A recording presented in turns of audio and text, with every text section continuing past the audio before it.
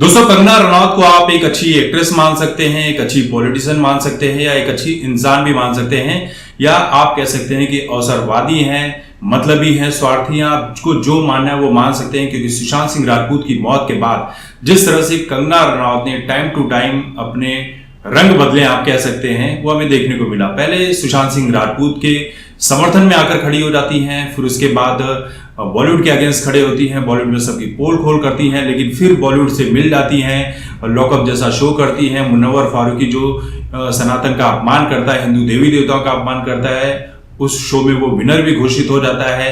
उसके साथ भी अटखेलियां करती हुई, हंसी मजाक करती हुई नजर आती हैं, जिस शो को एकता कपूर ने लॉन्च किया था। अब ये सब कहानी इस वजह से बता रहा हूं क्योंकि कंगना रनौत जो है अब बीजेपी से सांसद हैं, मंडी से हैं जहां पर वो रहती हैं, और सांसद बनने के बाद अब इनका एक ऐसा वीडियो आया है। उसके पहले ये थप्पड़ कांड भी हो चुका था एयरपोर्ट के ऊपर। तो एक पॉडकास्ट में आई हुई थी और ये कह रही हैं कि सांसद बनकर अब मजा नहीं आ रहा है। मैंने जो सोचा था वो हुआ नहीं। दरअसल मैं मंत्री बनना चाहती थी और बीजेपी वालों ने कहा था कि आपको सिर्फ 60-70 दिनों तक ही काम करना होगा, इससे ज्यादा नहीं करना होगा, लेकिन अब मुझे मजा नहीं आ रहा है।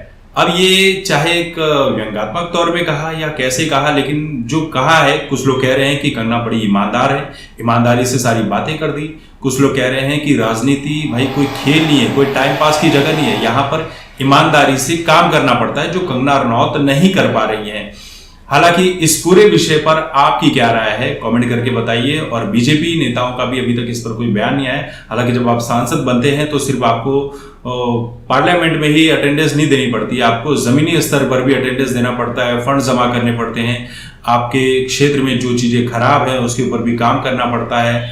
तो बहुत सारी ऐसी चीजें हैं जो शायद कंगना रनौत नहीं कर पा रही है। वो मंत्री बनकर शायद और मजे लेना चाहती थी।